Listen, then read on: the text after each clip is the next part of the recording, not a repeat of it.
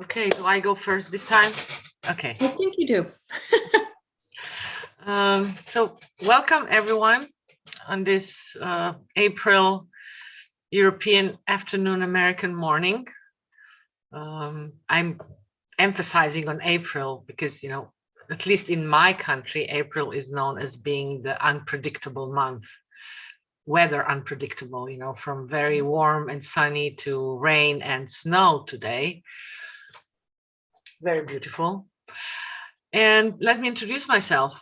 I'm Tadeja Tabita Bradash. I think all of you present here already know me, but for the record, I'm a Nondual Kabbalistic healer and teacher, have been involved with this work for over 10 years. And the moment I met Jason, I knew something very different is going to happen in my life, and it's still happening. I'm very happy to have come to this point in my life where I got permission to teach together with Beth, and I'm looking forward to, be with you today and further, and especially from December on. Right. Okay. Well, and I'm Beth Amarini. I have been studying this for, I just counted now, 17 years, which is a really long time. But you just keep finding new and different things every time I go to this work. So I'm happy to be here. I'm from the United States. So that's why I'm always like, saying questions to ask, talk to me. We're like that. And in my professional life, I'm a hospice nurse and an end-of-life doula. And this work fits beautifully with that. So I'm happy to be here and sharing this and look forward to seeing more of you. So before we begin, I just let's take some time to bring ourselves all the way here. Try and put aside whatever else might be going on, just so that we can be in the presence of each other. And I invite you to silence, or if you can bear it, put aside your phones or, messaging apps, and just be fully here.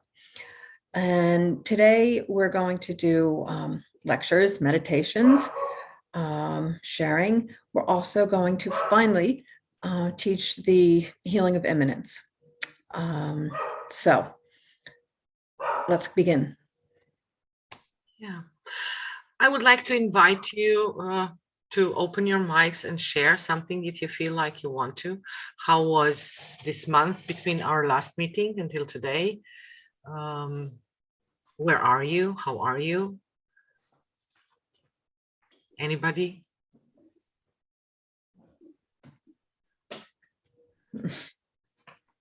No? I can, if you can hear me.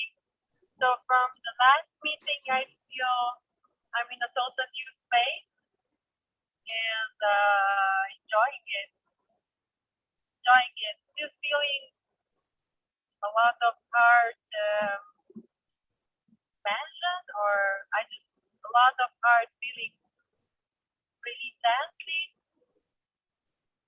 And from brokenness that I felt last time, I feel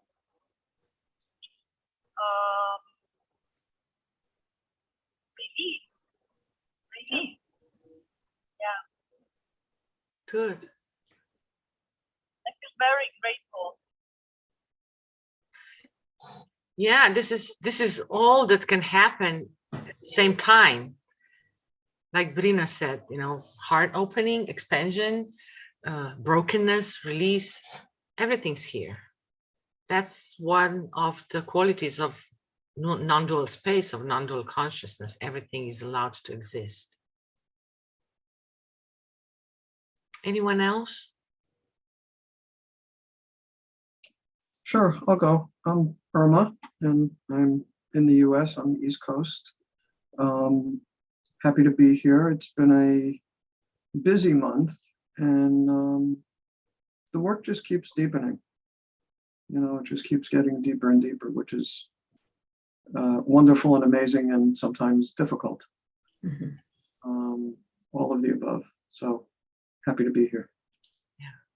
Thanks. Thank you, Irma, also for reminding us that the work never ends, and it gets easier, but also has difficult moments. And that's also one aspect of being fully present, being here with everything that we are. Yeah. One more, maybe?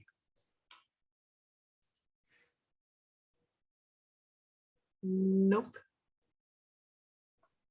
Okay. You want to take us to the meditation, Beth? Yes. So as we've done before, we'll do this inviting everything in meditation. So you can close your eyes or leave them open if you're driving, and just get comfortable, relax a little, and silently be just with your breathing for a few minutes.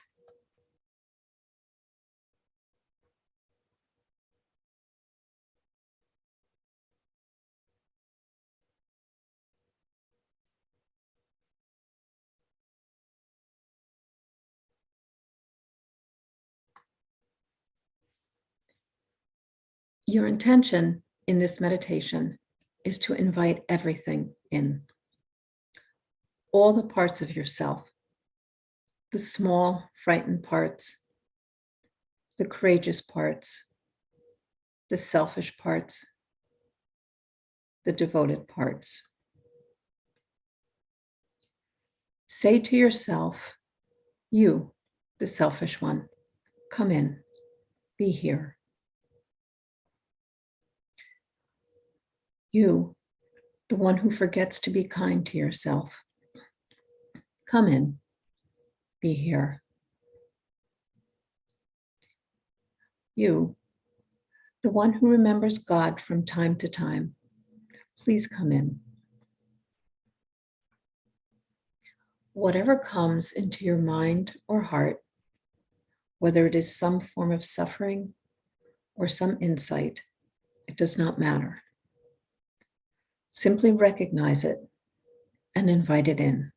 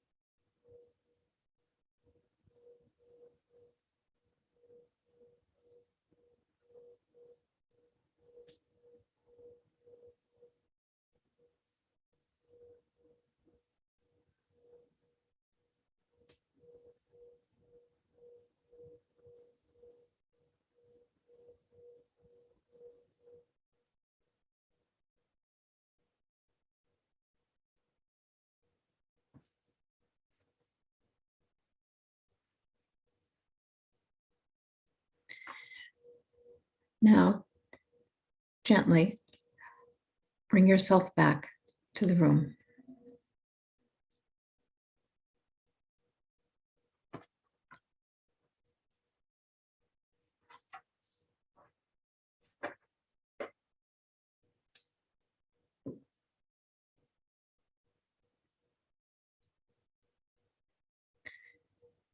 So how was that?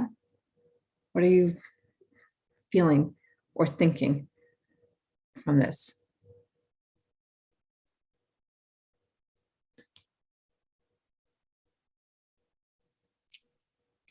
This was actually, I've done this meditation countless times. And maybe it's because of where I'm at this morning, probably. But I brought in some pieces that were not problematic. I mean, that's the wrong word anyway. But, you know, a piece of me that is excited about trying this new recipe, or a piece of me that's feeling more connected to nature, or pieces that are less of a struggle, let me put it that way, as opposed to the anxious one, or the scared one, or the forgetting God one. So it was really, that was great. Yeah. It was different, happily. I think for me, I forget that those pieces are present also. Yes. And I just, you know, I go to the ones that are difficult or problematic. So this was great. Thank you. Oh, well, good. I know that's kind of a tendency I have too, you know, but I think the more we let those things in, then the more we can let in the good things, if you will. So thanks, Irma. Anyone else?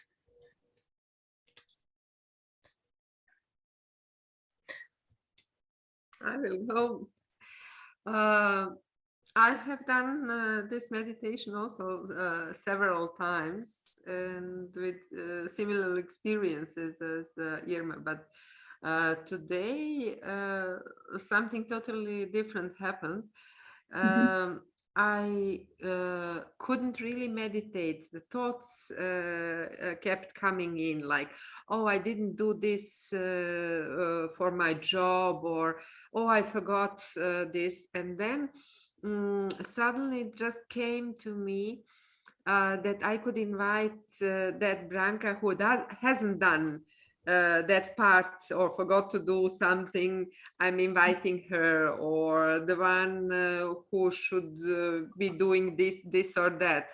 So let's say this was more a practical meditation for me and not a spiritual one, but it felt really, really good.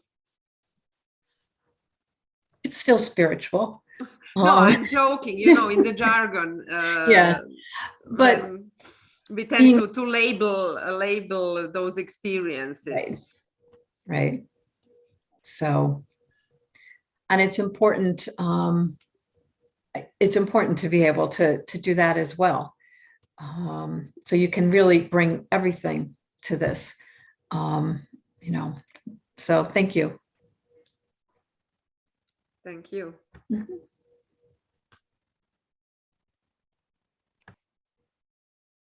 Okay. Well, then we'll move on. Okay. Oh, wait, I'm sorry, Charles. Did you want to say something? Oh my God. Okay. No. Go, please tell us. Yes. I wanted to ask a question. Oh, okay. How do we explain to people that they have different parts? It's sorry? okay with me. The idea that we have different parts is kind of a natural for me, but sometimes helping other people to understand that we have different parts is something which I find difficulty conveying. I was looking for some ideas. Can I go back? Yes, please. Well, it's most of the time, these different parts actually happen on the level of our thoughts. Oh, I'm this. Oh, I'm like that. Oh, I, like the Branka said, oh, I didn't do that. I forgot to do that. So that's actually where we start with inviting all our parts in. It's not that it's like, obviously they're not physically separated, but it's more on the level of our thoughts. When we think of who we are, how we are not, how we should be, how we should not be. And these are the parts that we are inviting in. Okay. Yeah. I sometimes in my personal practice also invite, oh, you, the one that I don't know yet, that exists, come in. Mhm. Yeah, Okay, thank you. you're welcome. I have to allow the confused part of myself and Charles. I thought you said, how do we explain to people that we're on different paths? So clearly, that's why I was looking so blank. Thank you, Taddea. Yeah, you're welcome. So, are you ready for one more piece before Beth takes us to the healing of immanence? Just raise your hand if you're ready. Because if you're not ready, we'll just stop.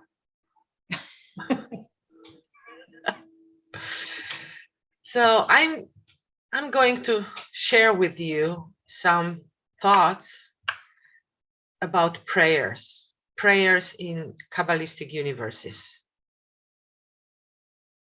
And the truth is that we all pray, whether you are aware of it or not. And when I say that we all pray, I really am very open with the definition of what prayer is.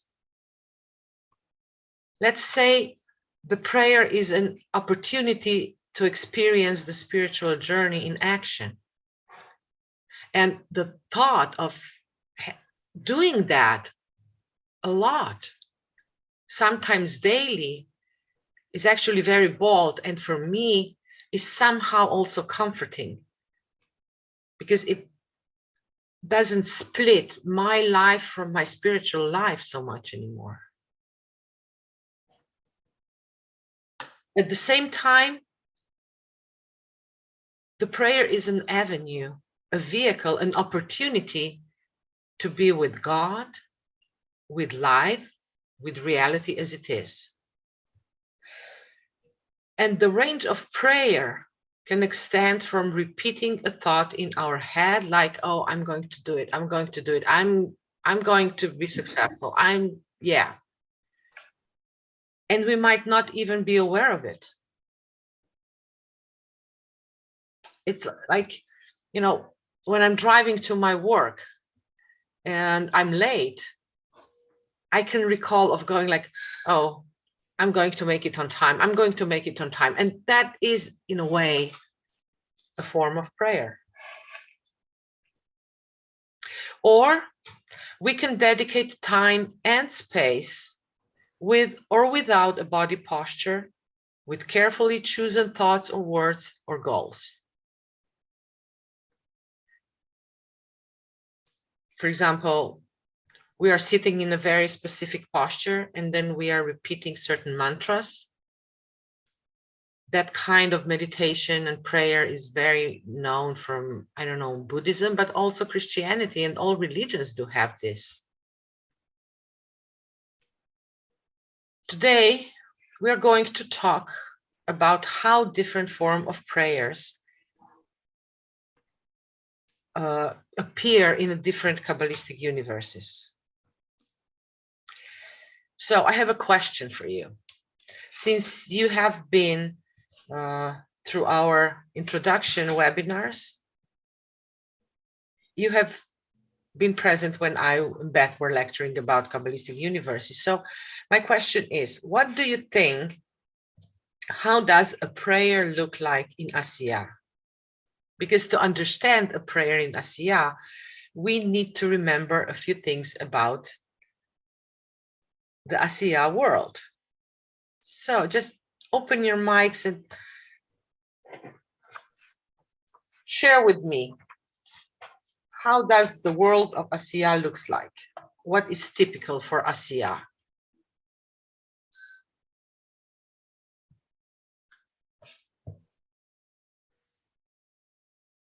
Anybody?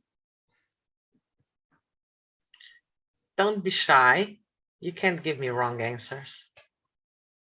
Yeah, Brina. Go on, Brina. She's frozen. She's Okay, frozen. so the word of Asiya is very material. Yes, it's very material. It's can you? Yeah, you cannot hear me. It's no. Yeah, you're breaking, but I've heard you. It's very material. Yes, that's true. Anyone else?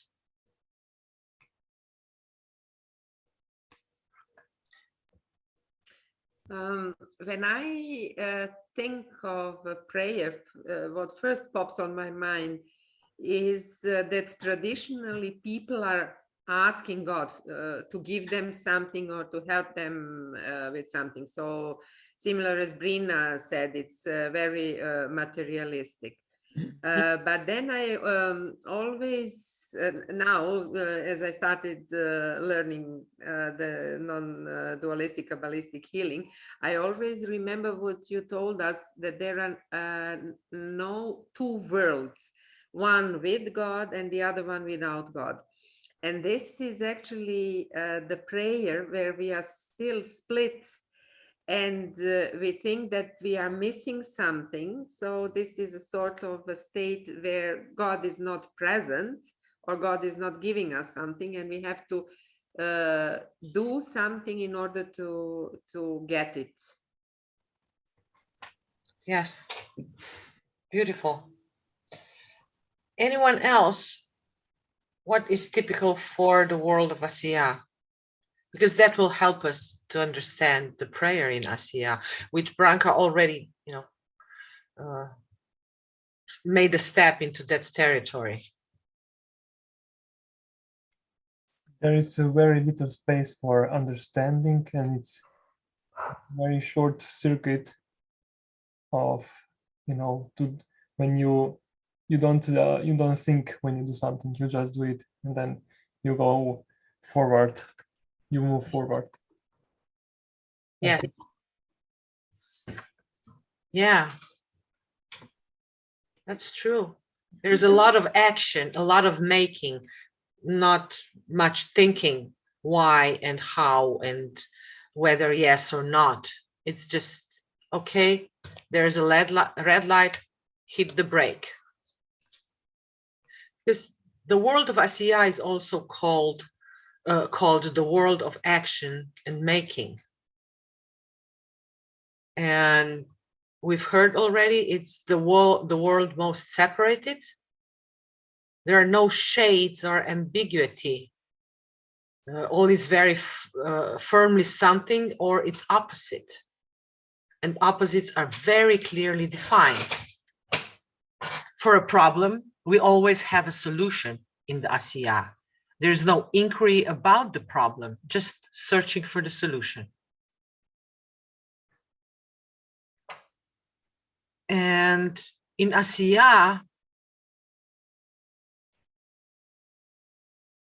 we either work very hard to make sense of what is going on, or we are very much on the side of denying what is going on.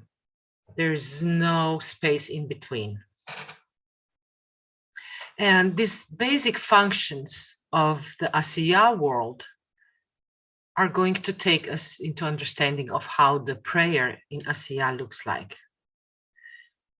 When somebody is praying in Asiya consciousness, they're only suffering, and their only work to do is try to make sense out of this suffering. Asiya prayer that mostly has only one goal. It tries to rescue us from life's suffering. We have no tolerance for suffering in Asiya consciousness. And typical for Asiya prayer is also bargaining with the God. In a way like, oh God, I will do everything, just, take away this pain. And we tend to promise and Yeah. Asiatic prayers are also, most of the time, not personal. They include some form of repeating praying routine with the underlying thought, consciousness, or conscious or unconscious. For example, if I pray hard, if I please God with my prayers, I will be saved. And when I say that prayers in Asiya most of the time are not very personal, is, yeah, of course we include ourselves, but there's a distance. There's a distance between us and God, and there's also a distance between us and us. It's like we expect so much for something to happen to rescue us that we forget a lot of times what's really happening with us.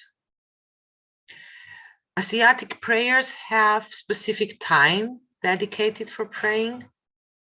For example, in most of religious practices, you pray at dawn, you pray at, I don't know, before lunch, you pray at this hour, you pray at that hour, you pray every day, you pray once a week. And sometimes even a place is dedicated. For example, in Islamic tradition, you have to have this rug, and it has to look very specific. In Catholic prayer, most of the time you go on your knees. It's not okay if you just stand somewhere, or so this is very defined in Asiatic prayer. Also in Asiatic prayer, the way how you pray and the way how you follow the rules is sometimes more important than your actual real deep involvement. I'm not saying this is wrong or bad. A lot of people find deep comfort in doing that, and it can be very helpful, but it is very different from praying in Yetzirah. And in order to understand the prayers of Yetzirah, I have two questions. One is, how do you feel with me talking about Asiatic prayer? Just a word or two. I'm okay, I'm shocked, I don't agree. Well, the first term or word which popped on my mind is tradition. Traditionally, we tend to do all those things, and our parents and grandparents did it, and in the churches in our country, they do it the same way. It's somehow expected that we do it in that way. Yes. Yeah. And yeah, Charles, go on. A sense of being about form, and without intending to be judgmental, there's a sense of superficiality about it too. Yeah. Yes, that's true. Sometimes Asiatic prayer can be very superficial, but that doesn't decrease the intensity of the sensation and involvement that someone can have in that rituality and tradition of that kind of prayer. It's just we are targeting different level.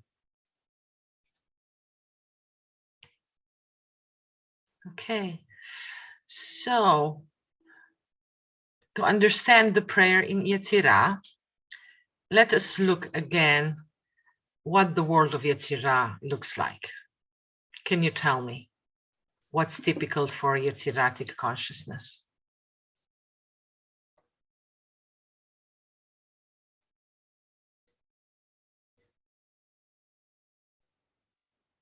Me again? You can hear me? Yes. Oh, it's where the symbolic of like kind of art of I don't know, old religion, yoga. It's like all that you can. I don't know how to say otherwise. Like it's astrology in all the symbolistic world, right? Yes. Archetypes. There is a lot of symbols, although we also have symbols in Asiya. Yeah, it's not really the one most typical element of the Yetzirah. You know, the Yetzirah being the world of formation, it kind of implies that there's something is forming, and we have this desire to inquire and question our actions, our existence, our intentions. This is what opens when we enter the Yetzirati consciousness. Is it like that we are looking for explanation? Yes, for explanation, for understanding. It's most of psychological work happens in Yetziratic consciousness. It's the most natural for us to do that in Yetziratic consciousness. It is still deep in dual understanding. Things are still very separated. And if you remember the diagram of Yetzirah, we have this path, and then at the end, we have some end goal. We end somewhere. We have a direction. God is a bit closer, but the main feeling is still we are separated from God. So one who prays in Yetzirah still is only suffering, but at the same time, they're trying to understand what they need to change to become more awake or heal. So the connection between the prayer and the praying is more present here. It's the God and the praying person are a little closer. We include dialogue with God because now we have more personal relationship with God in this world. You know, in Asiya, God is somewhere there, and we can reach the God only through, you know, specially, what's the word? Special persons like, you know, preachers and all that, priests. And in Yetzirah, this distance is a little smaller. We feel a little closer. In Yetzirah, we start to understand and feel that God is listening to us, at least sometimes, but we don't know why or how or if at all God will answer our prayer. Like I said, prayer in Yetzirah is much more personal, includes us, our personal view, and our personal pain and suffering. And my personal believing is that Yetziratic prayer is most common praying in non-religious person that are not so connected with some tradition, but still are praying. And of course, I might be wrong. Typical for prayer in Yetzirah is that still many times requires a dedicated place and time, includes next to very traditionally defined prayers, chosen words. It includes mantras, meditations. We can choose our own mantras and words. In a form of dialogue with God, we usually ask God for help or giving the self away to God or we are bargaining with God. Does any of you do that kind of praying? Can you recall on, you know, meditating or doing mantras or I do. And sometimes they are very helpful. I remember when I was younger and I never was really a migraine person, but sometimes I would have migraines, like, 3 or 4 times a year. I consider myself lucky not to have more of them, but everybody who had migraine, this is really very difficult condition. It's like you want to die. Mhm. You can't pinpoint it's hurting here and nothing helps. No pain medication, nothing helps. And what helped me, for example, was like, I was just, lay down in the dark and I would say, oh, this is not really happening. I don't really have headache. I feel okay. I'm good. It's gonna pass. I'm fine. And I don't know, was it my mantra or something else, but I usually got out of it very quickly. Any of you have some, examples or practice? You don't really have to share. They can be very personal, but just raise your hand. Yeah. Branka, you want to say something? I can share something. It is personal, but it was really something which I always remember, and it inspires me. When I got divorced, it was a really difficult period for me, and I had to find a flat to buy, where to stay and where to live, because I was living with my friend, but it was temporarily. And I really wasn't up to going with the real estate agents. I hate how they try to convince you to buy this and that. And they couldn't even understand what my soul was seeking. And one morning I was sitting on my bed and I said, God, please send me a real estate agent of my sensibility to whom I can explain what I need, and that I don't have to see 100 flats, but that he or she knows what my soul is searching.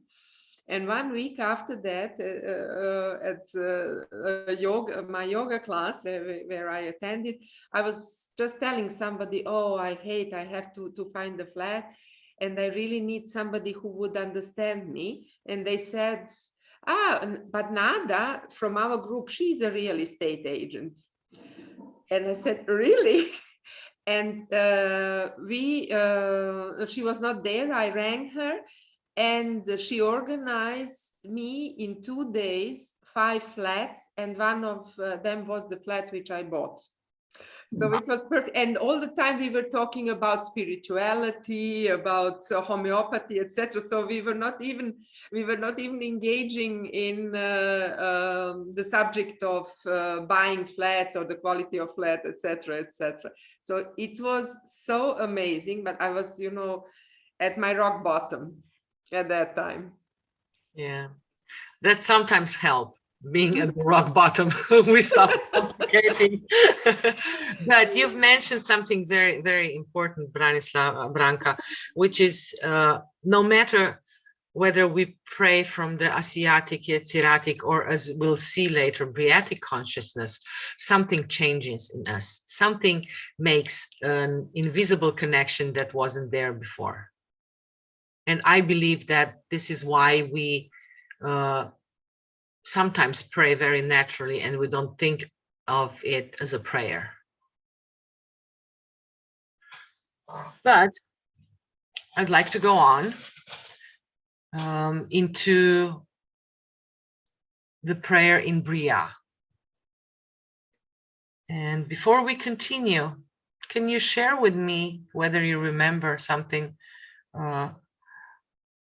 What's typical for the Bria universe, for Briatic consciousness? 1 or 2 words.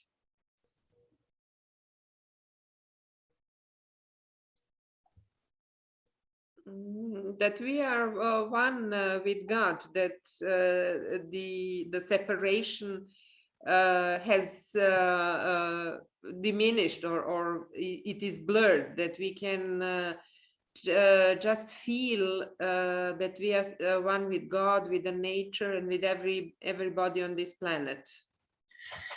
Yeah, it's not exactly true. We are still separated, but those separations don't define us. We understand that everything co-arises together. Being one with God, I mean, we are always one with God. There is no other way to be. But what the Briatic consciousness brings in is that we are not defined with our separation only, and that the opposites don't really oppose each other anymore, like in other worlds. When they are against each other, it's like it's day or night. We understand that they co-create, co-arise together into something new. After all, the world of Bria, we also call the world of creation. And we are very close to God in this consciousness. And before I continue, I would like you to really relax in your seats and open your sensorium and try to listen with your body, not only with your ears and with your mind, but with your whole body. Be aware of your sensations while I'm starting to talk to you about the Briatic prayer.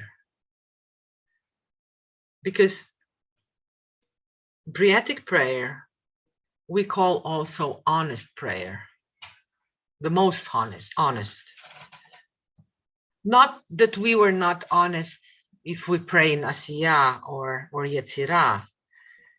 It's about being honest with ourselves.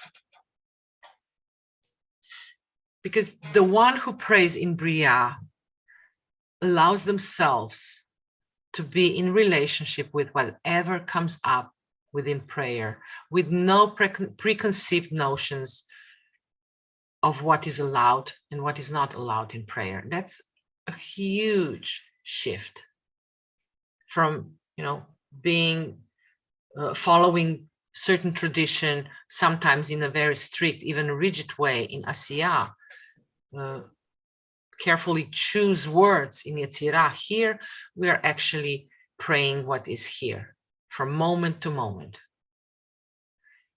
Briatic prayer is the prayer of bringing yourself present to who you are, where you are, and with what is going on right here, right now. This is the prayer of the heart. Whatever concerns you in the moment, whatever enlightens you in the moment, is the content of your prayer. That is what I mean when I say we are praying from where we are. These are prayers who allows us to be who we already are. Because who we are and where we are is where we find God.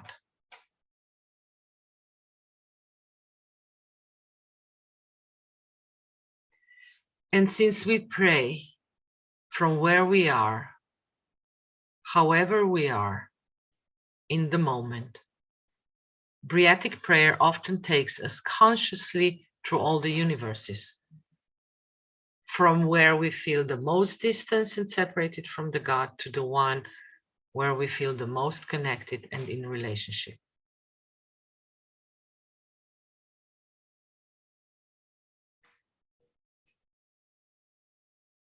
So how do you feel listening to that?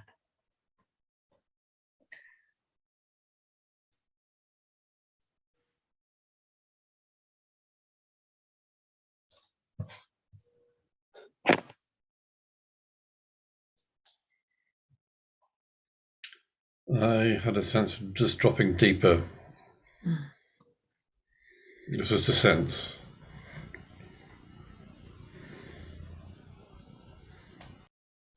Yeah. Anyone else feels that? Dropping deeper to a new territory, a different one? Yeah.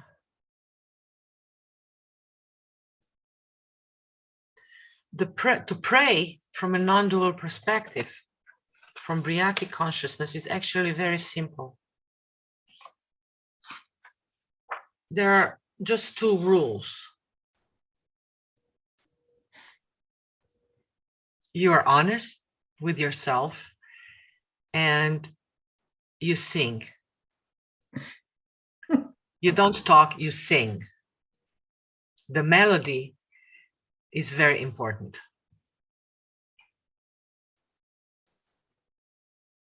You're not trying to be anyone else or anyone in particular. You're not trying to reach some goal, to please the God or the priest that is, standing behind you and checking you. This is approach where everything is allowed to exist. And at the same time is an invitation to take full responsibility for our nature, for all our emotions, positive and negative. Because we all have fears of these emotions, especially negative. We don't allow them to be, we are trying to escape or change them. In Briatic prayer, we are singing them out loud. Yeah. We enter prayer with our intention to be honestly present and in relationship with ourselves, including our suffering.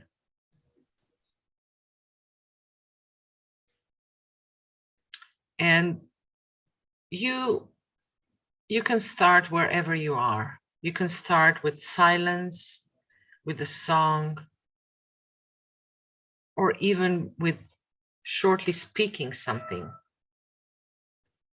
But I invite you that if you have some reservations for, oh my God, I can't sing, I always, miss all the pitches and everything, then just do it in one tone.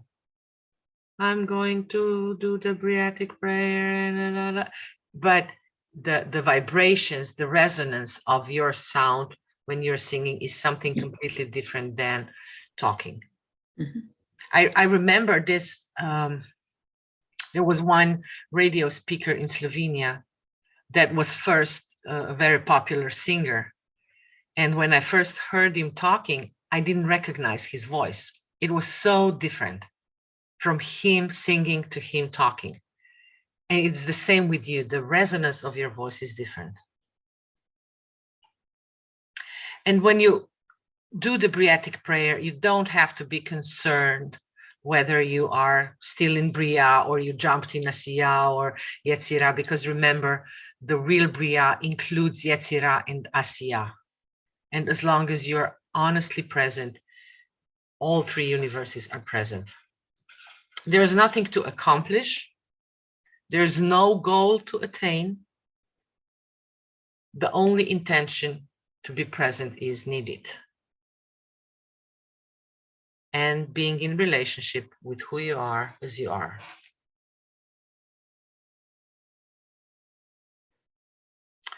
I wrote down here, revelation and transformation, if they occur, they happen naturally. It's not something that we are aiming for. Sometimes they happen, sometimes the release happens, sometimes it doesn't.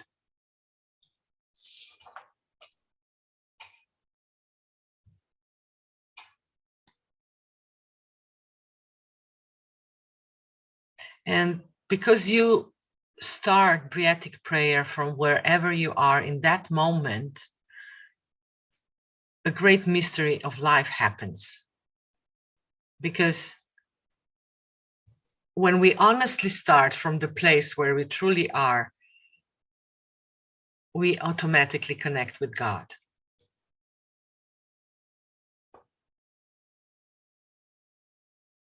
You can allow yourself gaps of silence where you stop and you're just present, and then you continue. Sometimes I wrap myself in a shawl. Sometimes I cover my head with a shawl. It really helps me to be more deeply with myself. I will not do this here. I will do a demo prayer for you. I will do it without the shawl today, but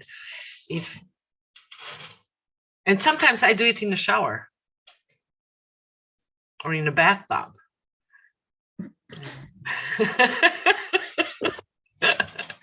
Or walking in the forest or in my car. There is no one rule that you need to follow except these two, sing and be honest with where you are, who you are, and how you are.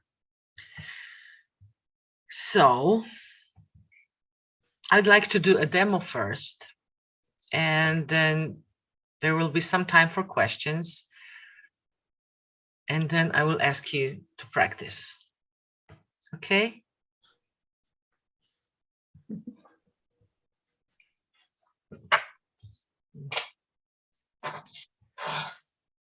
I'll do just maximum 5 minutes. Although naturally I do like, I don't know, up to 15 minutes. Some do it longer. For me, it's enough. Somehow after 15 minutes, I have nothing to say to myself anymore most of the time. So you can have your eyes closed, your eyes open. I do both.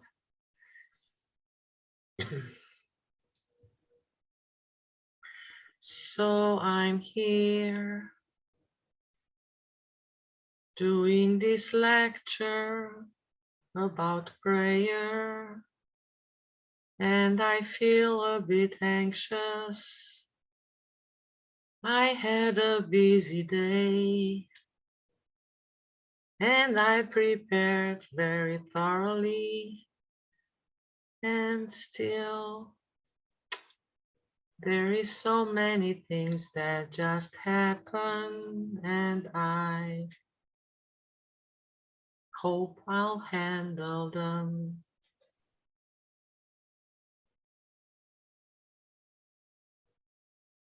And at the same time, I am so happy to have all of you here,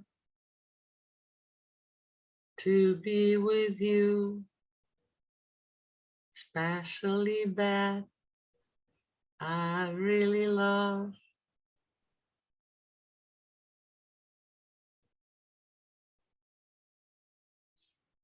And there are moments of today, where I really would like to be somewhere else. I am truly honest with myself, and I know at the same time I will do my best, because that's how I am. And it's giving me great comfort that I can be how I am.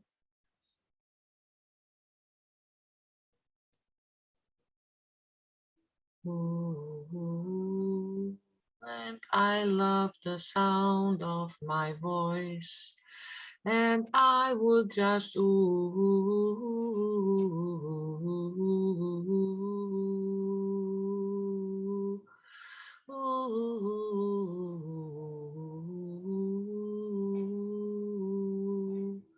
that is really soothing my soul, calming my heart.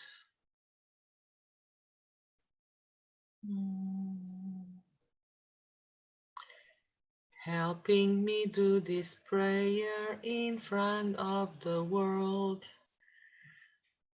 which is sometimes very difficult.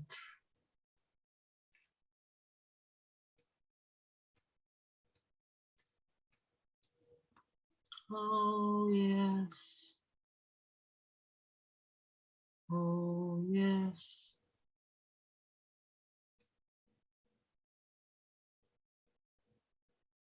Ooh.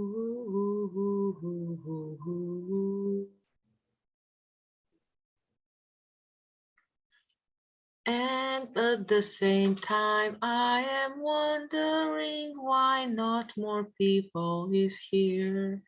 I really would like more people to be with Beth and me and you and everyone. I really would like all the world to know about this work, and sometimes it hurts me that I cannot scream on the top of the mountain, and I might do that one day. I don't know. That's how I feel right now.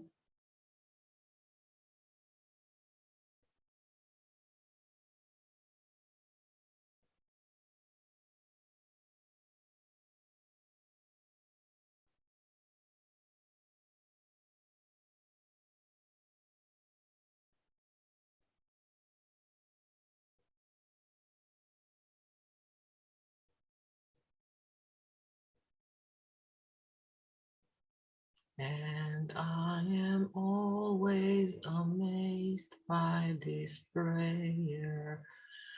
How different it is from everything I know.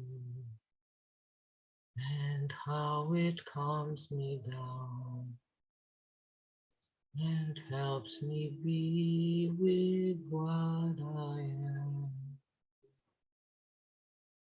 And helps me be with what I am with you. Ooh, ooh, ooh.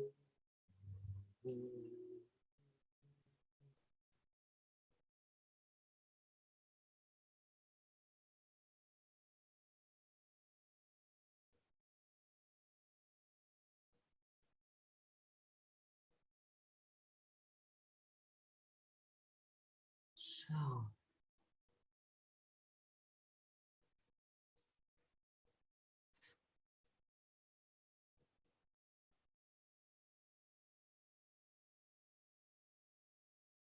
I wrote down here, when we engage in this prayer, when we speak honestly about ourselves, to ourselves, this is actually God speaking to God.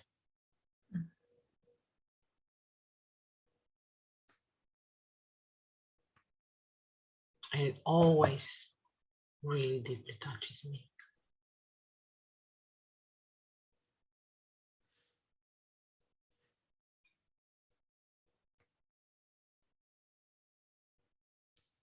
So how was that for you? Do you have any questions or comments?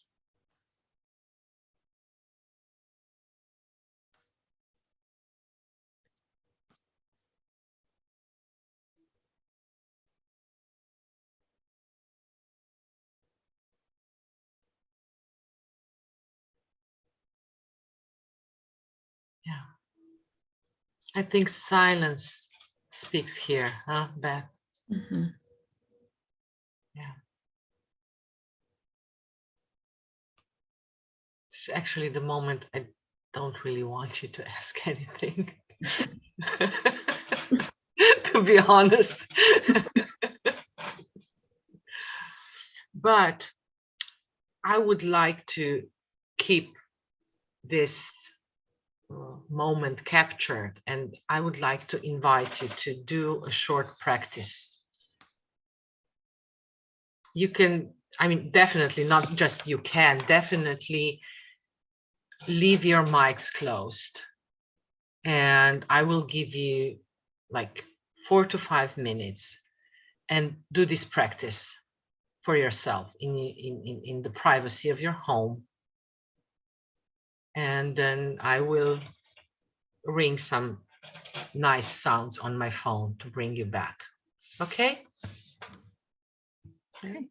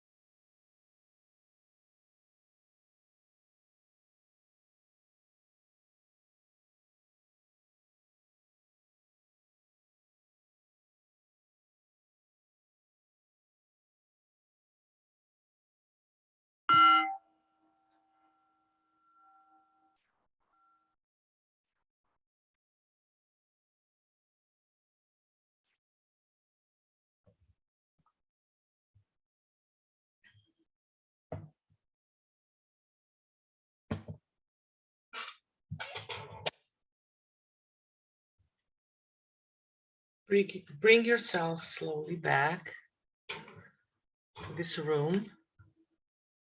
And we have time for one, maybe two sharings, if anybody wants to share shortly their experience or ask a question. How was it for you doing the Briatic prayer?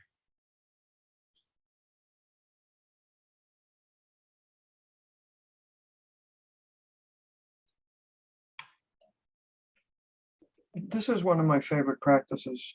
I love Briatic prayer, and it's I find it very freeing. And not that I don't pray from a place of Asya or Yetzirah sometimes only, but I find Briatic prayer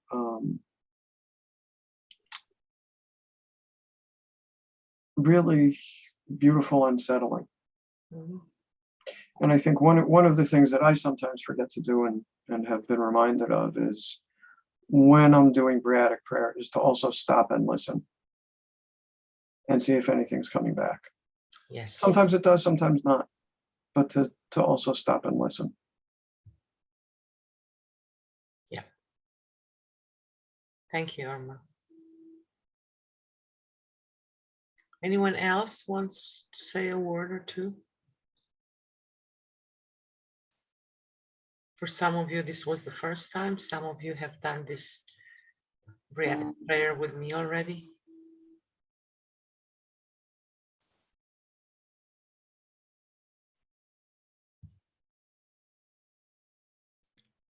Well, I just want to thank you today,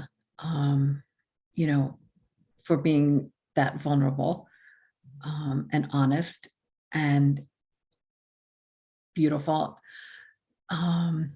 And even just listening, I mean, I felt so moved. So Thank you. thank you.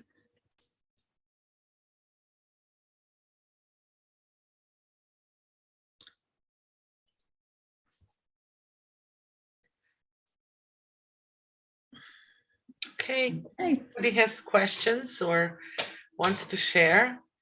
Do we move on, or do we take 5 minutes stretching? No, Yeah. stretching and standing up wouldn't Just hurt. stretches and stand up, and yeah, I'd like to do that. Oh, get up and stretch and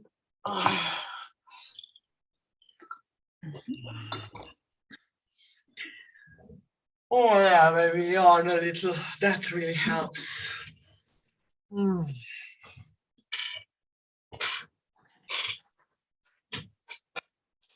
Yeah. Okay, good.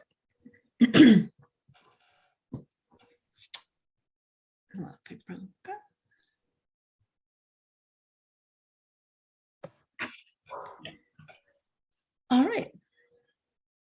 Well, it's the moment you've all been waiting for. Although, wait, is Bronca there? Yeah.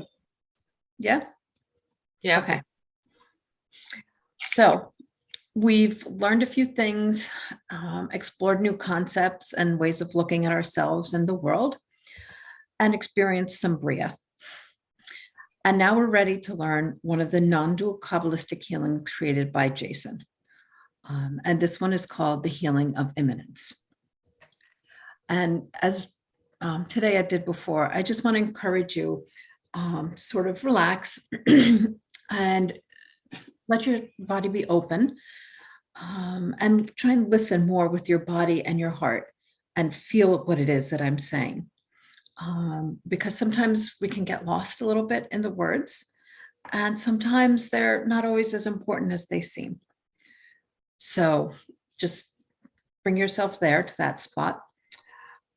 And I do want to say also, use the word God a lot.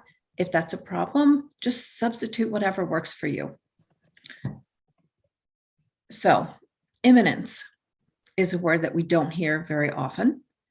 And I have no idea how to say it in Slovenian or Serbian or anything else. So we'll go with the dictionary, which defines immanence as something which exists or operates within, something that's inherent. Or when it refers to God, it's defined as permanently pervading and sustaining the universe. A simpler way to explain that is that immanence is that which is in everything, that which connects everything, and what keeps the universe together. So what is it, or why is it that atoms and molecules coalesce and form a tree or an animal or the ocean or anything else? What keeps everything on Earth living, growing, existing, and not just coming apart? That is what immanence is and what it feels like. Whether you call that God, spirit, reality. So this healing is about the presence of God and God inherently sustaining the universe. This healing actually, immanence actually, is the embodiment of the Shema, which is a Jewish prayer that today I think we looked at a few seminars ago. Mm-hmm. So I'm not a Hebrew speaker either, but I will do my best. In Hebrew, we say Shema Israel, Adonai Elohim, Adonai Echad. Or, hear, O Israel, the Lord God is one. Oh, nope. Hear, O Israel, the Lord our God, the Lord is one. When you honestly reflect on that, this is an utterly profound statement. It means that God is everywhere. God is present in everything, everywhere, with no exceptions. So this changes everything. Often people think about healing in terms of doing something, okay? Fixing, changing, moving, taking something away, or putting something in. The healing of immanence is something altogether different. We're not doing anything to the person who comes to us for healing. We put nothing in, we take nothing away. We're not working with energy, trying to increase it or decrease it or move it around. And there is no rescuing or controlling. In the healing of immanence, we simply receive the already present divinity in this person, this holy being in front of us. So remember, there is no place where God is not. So divinity already exists and always will exist in the people who come to us for healing. We need only to be willing to receive the already present divinity in this person. So Jason created this healing while he had an energy healing practice. And at this time, he was also very immersed himself in exploring the Shema. He was working with a client when the thought occurred to him. If the Shema is true, if reality is one thing, then where am I taking energy from and where am I putting it? What if I simply receive the already present truth? And he realized that God is so close, so present in everything that we often miss seeing the divine that's right in front of us.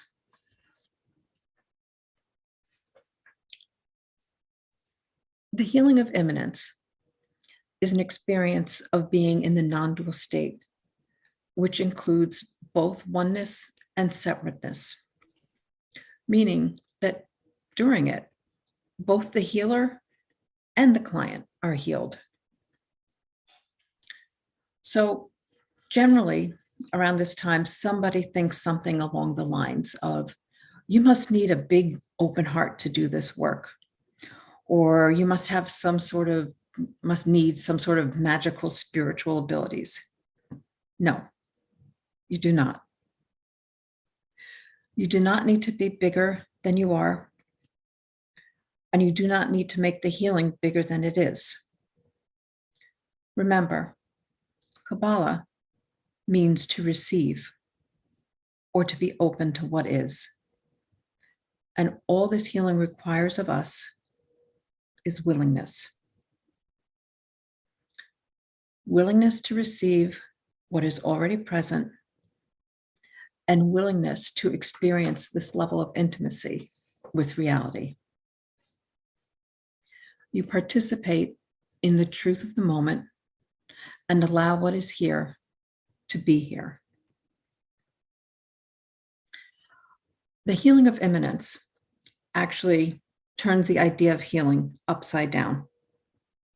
It says that the simple act of being present to what is here can bring about profound healing. So tell me, what does this bring up? How is this landing?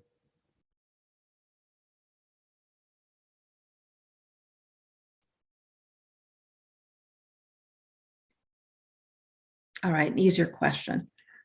What is present right now for you? And there's no wrong answers.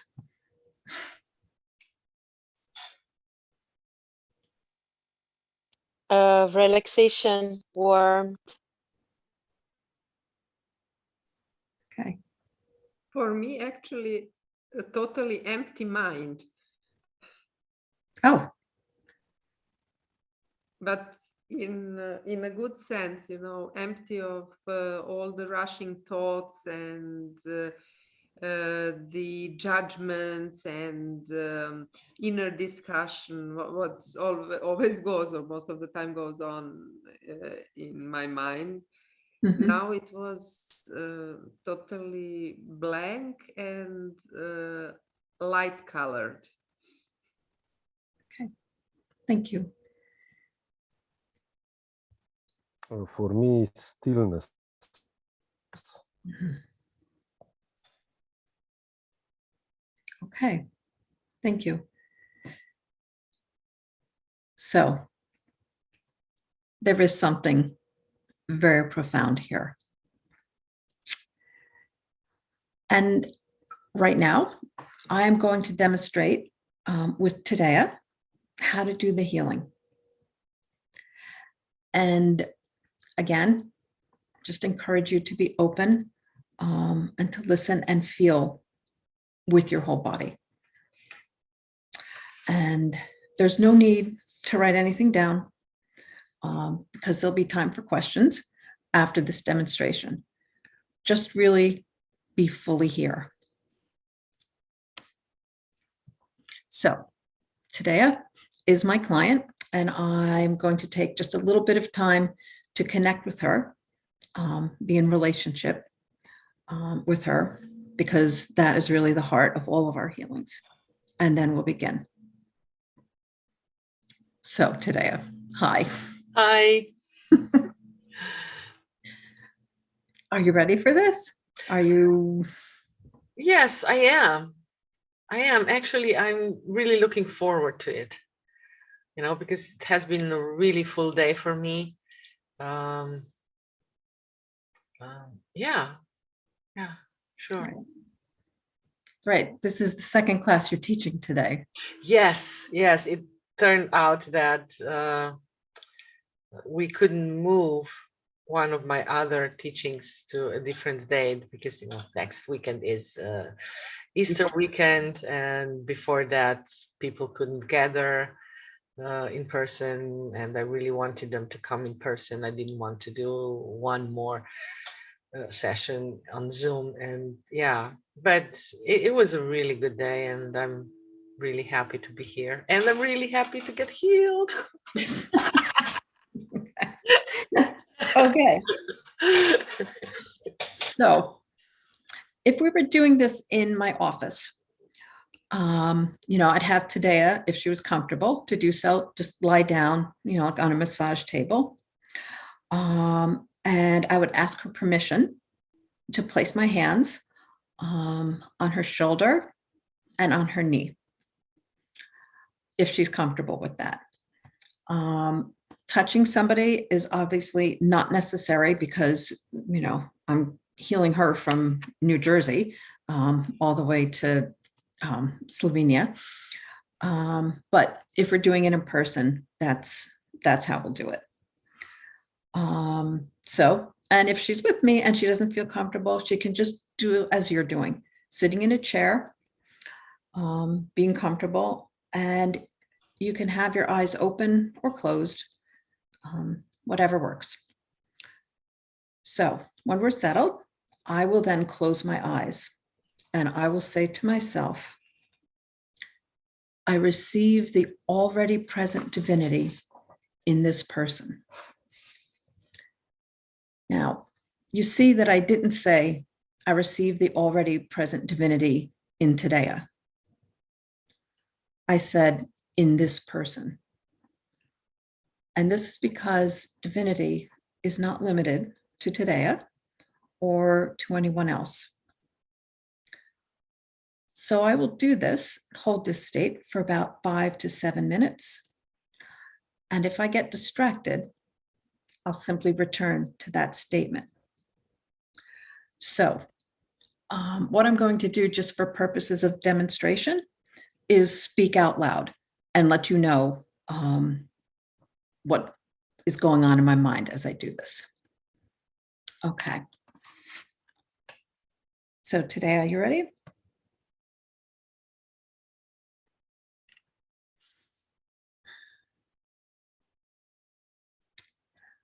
I receive the already present divinity in this person.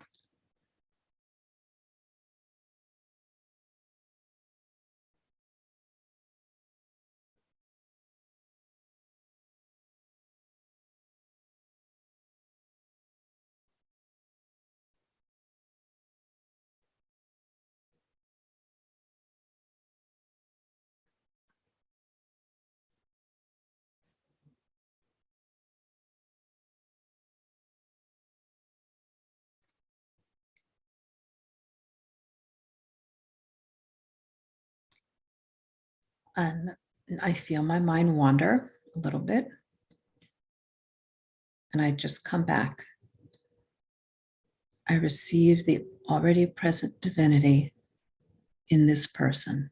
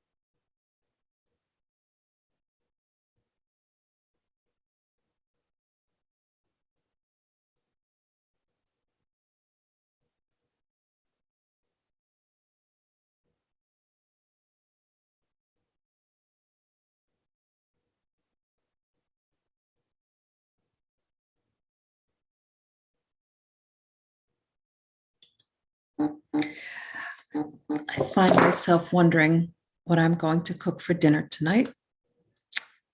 And I just come back.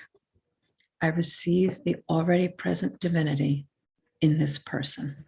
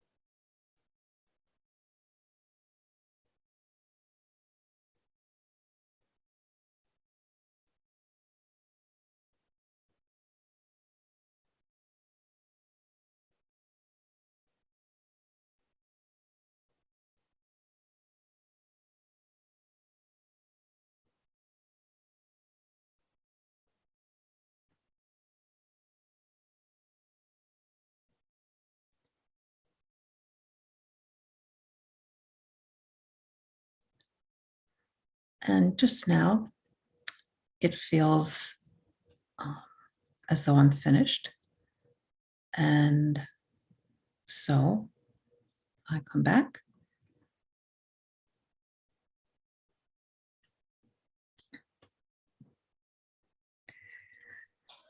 And ask Tadea, how are you feeling? Oh, it was great. It was great. I really could just lay down and, stay in this way. It was really like all the burdens of the day fell off. Yeah.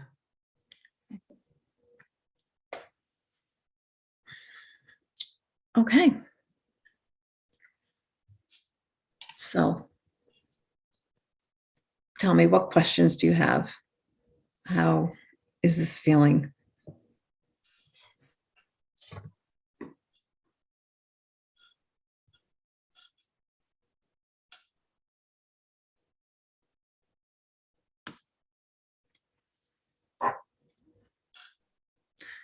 Okay, so either it was that good or that bad.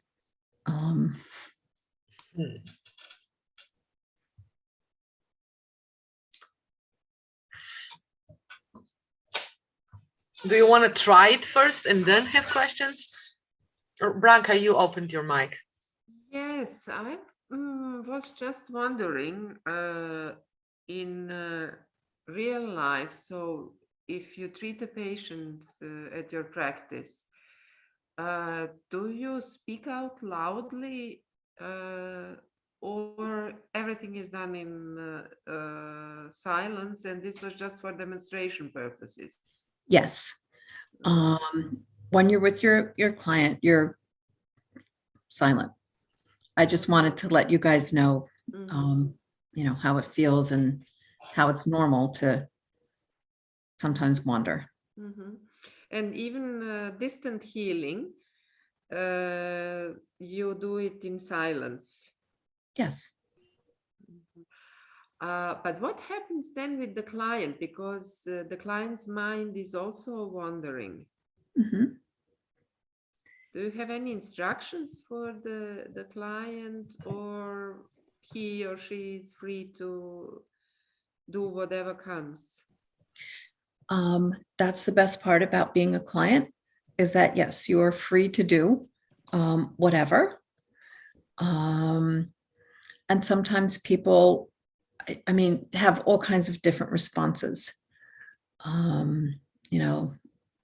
might say that it may be that their mind wanders somewhere that is actually something important, or they may just lay there and think about their grocery list. It doesn't matter. The healing does what it needs to do, no matter what the client is doing.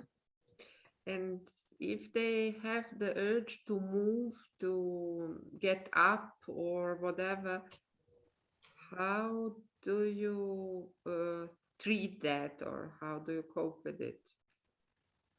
Not in the sense that they feel uncomfortable, but suddenly they have the urge to move. I have to tell you that I have never had that happen. So that's a good question. I would think I would, today you tell me what you would do, but I would let them do, I'm certainly not going to hold them down on my table. But it would be something worth discussing, Thanks. Yeah, definitely. It usually doesn't happen to me. I don't even remember if ever happened to me in this way. It would happen that people would get maybe upset after the healing. It's not always you get calmed down. It's not, also, this is not the goal of this healing, to calm the client down. Because, receiving the already present divinity in this person actually means we as a healers are present with everything that is here. And that can bring also some unpleasant emotions. And yeah, definitely I would talk with the client. What is that? It's also important to know that this is even though it may look very benign healing, it's not benign. It has an effect on both, on healer and the healee. Has a deep impact. Yeah, but that's what I would add. Yeah. Thank you. Yes, Charles. In your experience, how often do you find that the receiver is not aware at all of any internal change with any healings? Not just that particular one, but any NKH healing. I have had that happen often. And again, the goal of the healing is not to have the person feel any sort of way other than how they feel. So I don't look at it as like an indication that the healing didn't, work or anything like that. Sometimes things for a client would take a little longer to come to their surface, to come to their consciousness. But again, whether it does or not, the healing still does what it does. It still has an effect. It's a kind of a linear question, but just let me finish today, and then I'll let you, because I'd like to hear your response too. I've had quite a few NKH healings many years ago, and I was never aware at any level of any change at all, consciously or unconsciously. And I just wanted to know whether maybe I'm unusual.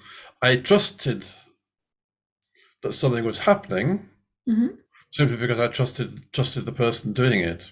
Right. But in my lived experience, I never saw any change whatsoever.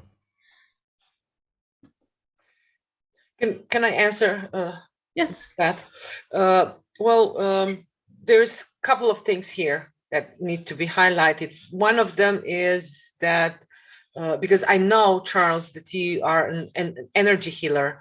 You have gone through Brennan training. The level of work and also the impacting of the client is completely different. This is not an energy work.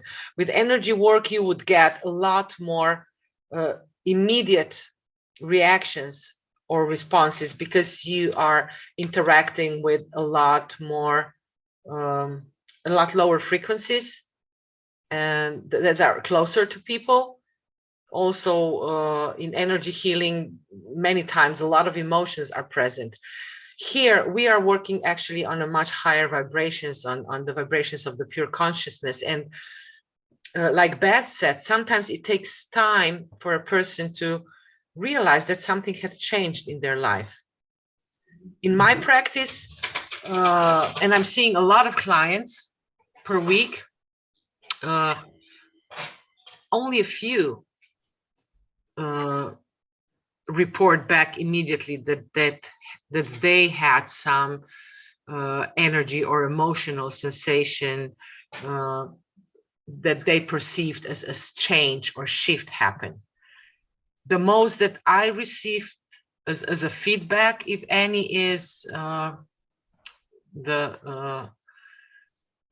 some like I don't know what's going on,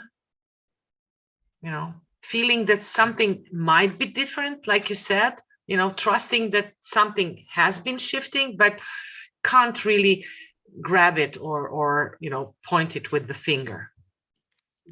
So that is very common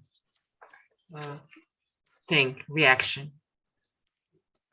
I remember in the training, I had some very strong emotional reactions with the different healing, but that is because that territory was really connected with very deep trauma with me.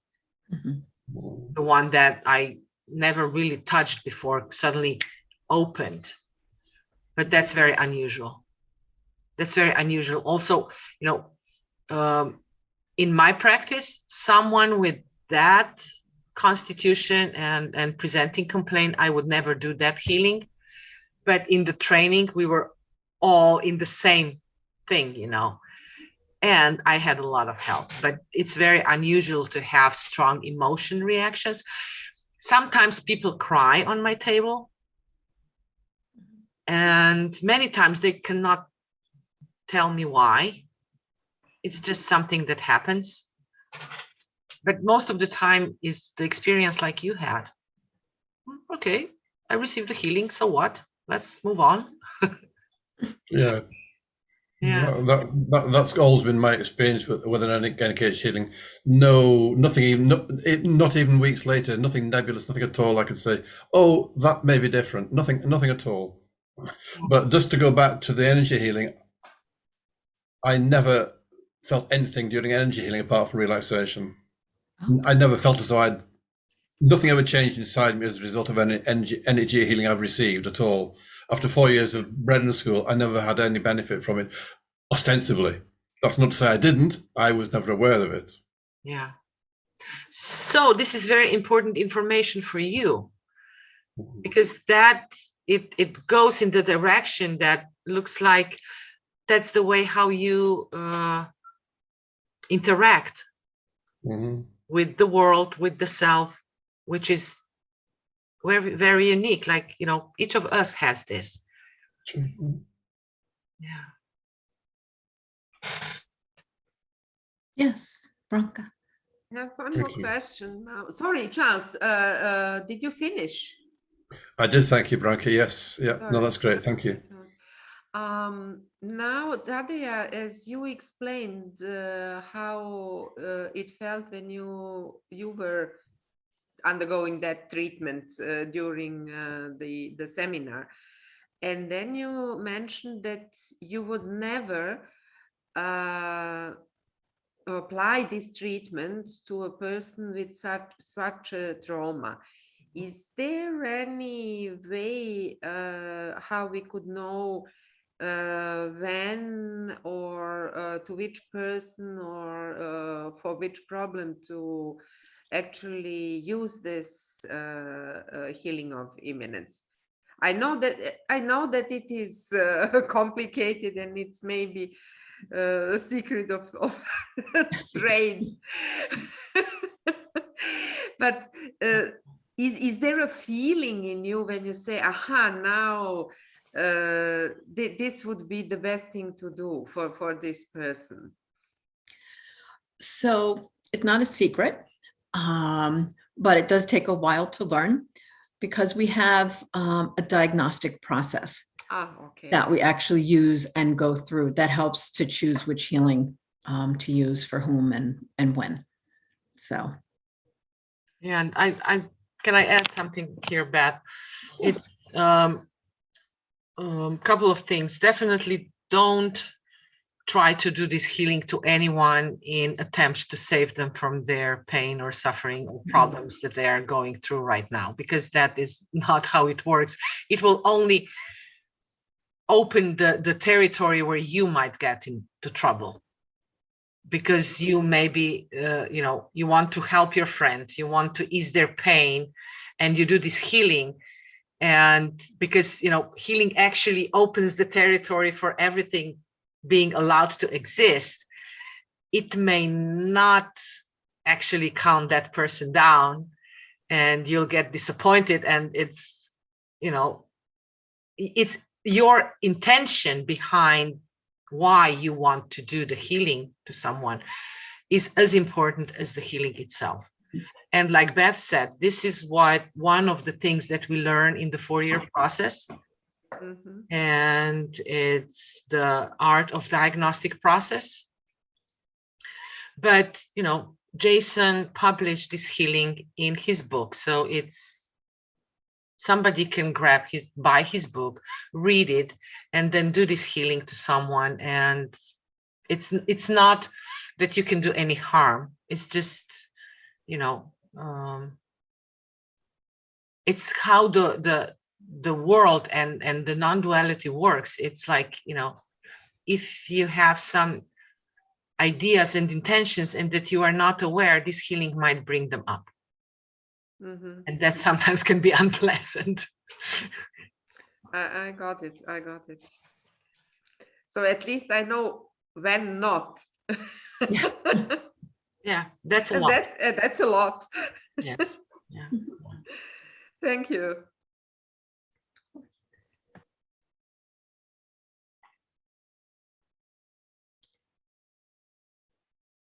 Anyone else?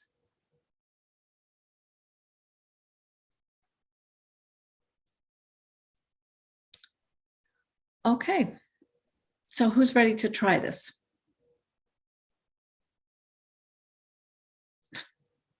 Thank you, Brina.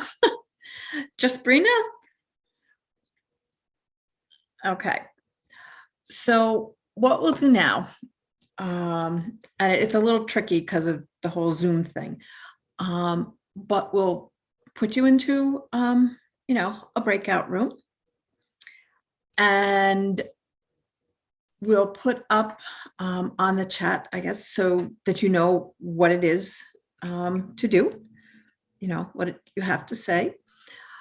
And remember, it's internal. I only said it all out loud because just to let you know what's going on in my head. So you don't have to, or you shouldn't say anything. And so what you want to do is pick who's going to go first, who's going to receive the healing. Okay. And then the two of you just talk a little. You don't have to say, oh my gosh, this hurts, or I got this problem, or whatever. It's not about that. It's just about, connecting with each other. Okay.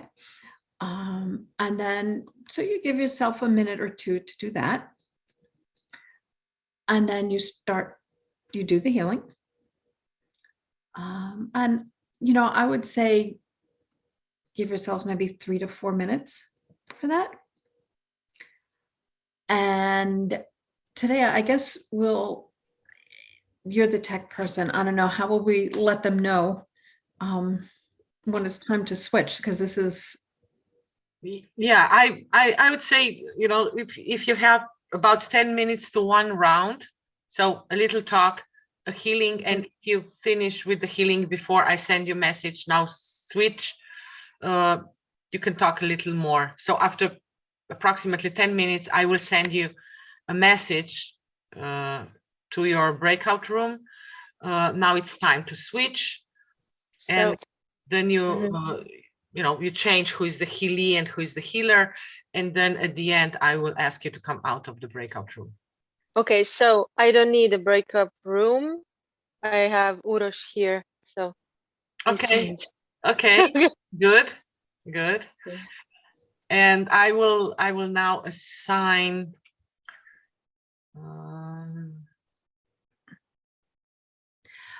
I just want to ask, Ivana, are you there? Are you? Yes, I'm Okay. here. I'm very sleepy during this whole webinar. I feel very warm, and I'm in a bed, so I'm here, but I'm I don't know, like I have some treatment with myself. Okay. So are you ready to practice doing this healing with someone? I understand that I don't know, it's enough people to be in pair with somebody. Yes. Yes. We have. Just let me assign. Okay. I think, and I will not. You, Brina and Urush, you just mute yourself and turn off your cameras and Okay, now I'm opening the rooms and I'm sending the statement, I received the already present divinity in this person on the chat. See you in 20 minutes, guys.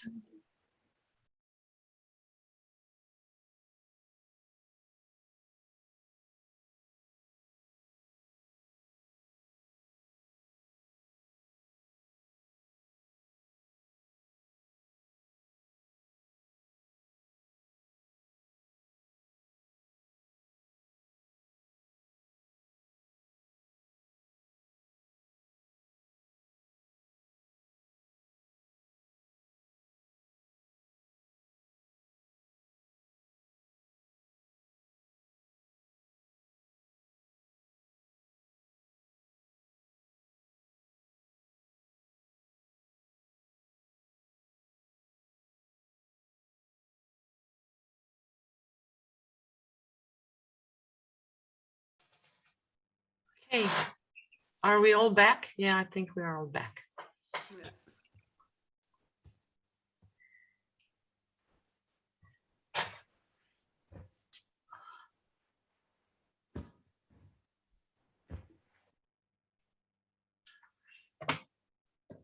Beth?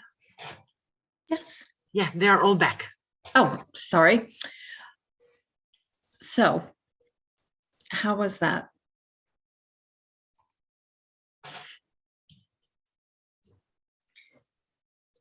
Did anyone have a difficult time? No. No. For me, it was great, very relaxing. Okay. I felt warmth at the end. I was like a fire in the upper body. Mm-hmm. And the whole time my body was waving like small waves. Okay. Yeah, pleasant. Good feeling. Thanks. Mm-hmm. Okay. Branka? How? Well, it has almost been said everything what I have experienced as well. Mhm. This influx of energy, actually heat, and calming down. Even though the energy level was high, it's a little bit contradictory, but that was the feeling. Okay. And refreshed. We have had a weather change here. There was a storm, and I had a slight headache, and now I feel refreshed. It's almost gone. Yeah. Okay.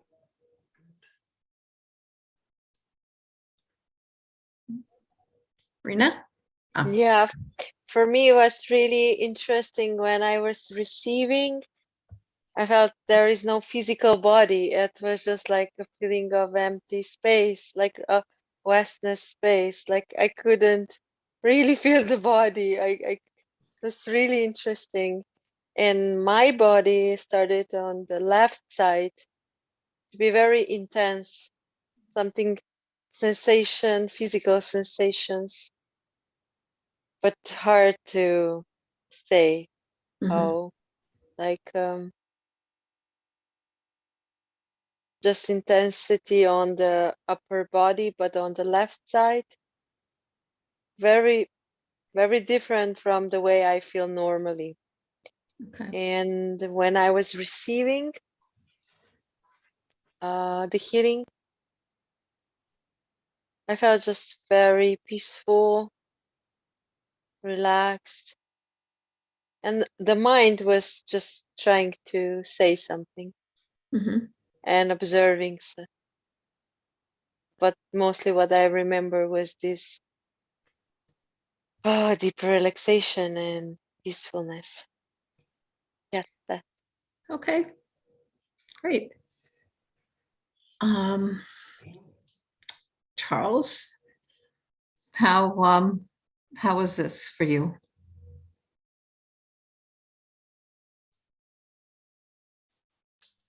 I don't know. Oh, okay. Good. It just was. Okay. Mm. Good.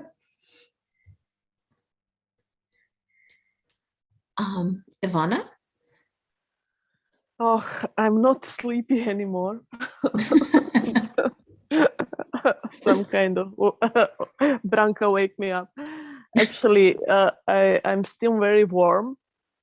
When I received, I feel very hot. But when I give, I don't know, I just feel my body in that situation. Not many sensations, just that. Good. So actually, I really enjoy, and maybe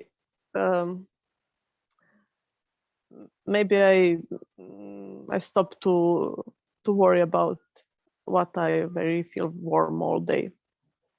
So thank you for this experience.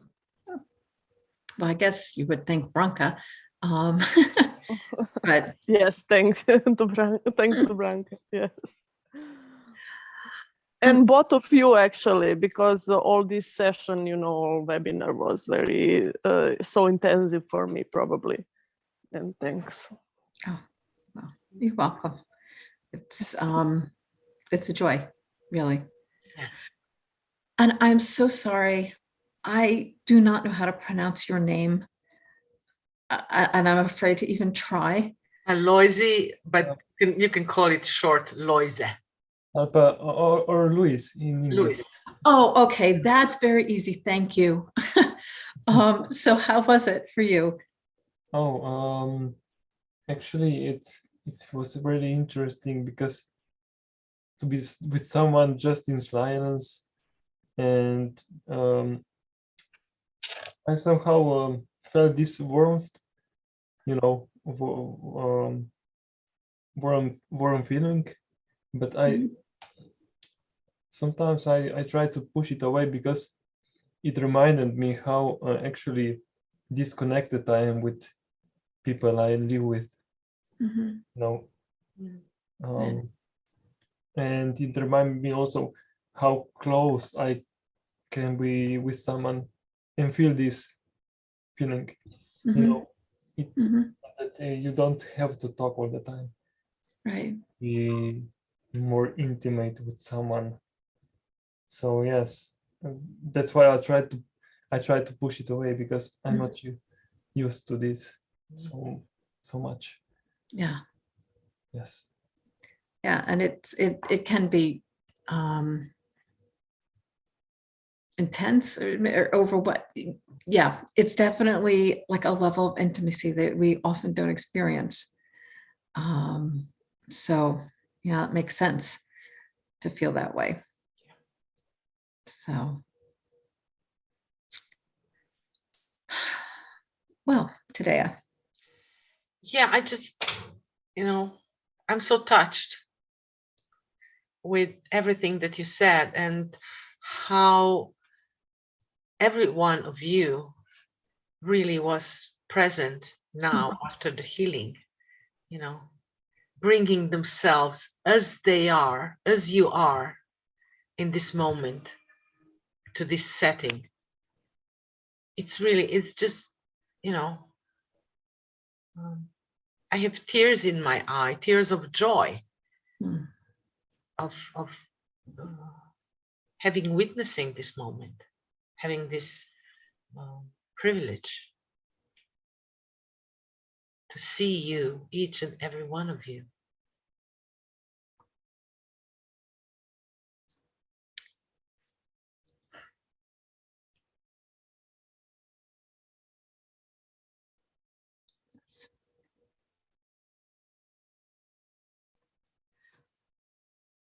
So that's a little hint of what the 4-year training has and how the kind of relationships and that you can develop with people in the class. That was always my one of the things that was most important to me, to be able to be with other people, that were seekers, that were looking, and that were able to speak in such a way to one another. So I don't know if you guys have any questions about that, about what the, how the 4-year class operates. We'll be happy to answer any of those. And it can happen now, or we are planning to do more of, opportunities to interact with you, also in a different way. And I also would like to share at this place, because you've opened this territory, Beth. When I came to my basic training, one of the things that I thought about myself is that I'm handling life pretty good. I mean, not everything's perfect, but I have life in my hands, like, I can navigate and everything. And one of the things that I discovered was that I was actually afraid of the people. I discovered that in the first year, I was running out of the class regularly. But in the 4 years, something changed. And what changed was I was able to be with people in very deep, intimate. I mean, I was okay with people before, but not, like Beth said, on that deep, intimate level. That is what I was running away. I was not used to it because of my background and my upbringing and everything. But in 4 years, I started to like it. I started to like being with people in this intimate way. And I still do. And I'm still learning the depths of it. And I'm very grateful. I'm grateful to Jason to, brought this work to us, to put it into the words and techniques and curriculum that is accessible to basically just everyone. And I'm grateful that I have gone through deeper training so that I can bring this work to people further, and that I'm here with Beth, who's an amazing person that I really love, and that I can be here with you. And part of me doesn't know what I need to do to bring you to this training. I know it's not for some of you. I understand that some of you may believe it's too soon, or you have already done so many things, you are tired of doing more. But take the opportunity. Fill in the inquiry form. It's totally what's the word here, Beth? Well, it's not a commitment. It's not a commitment. It's not a commitment. It's an opportunity to meet Beth and me in one-on-one or one-on-two, where we can go and talk through everything. I can assure you that the interview with us can be a healing itself. So take this opportunity.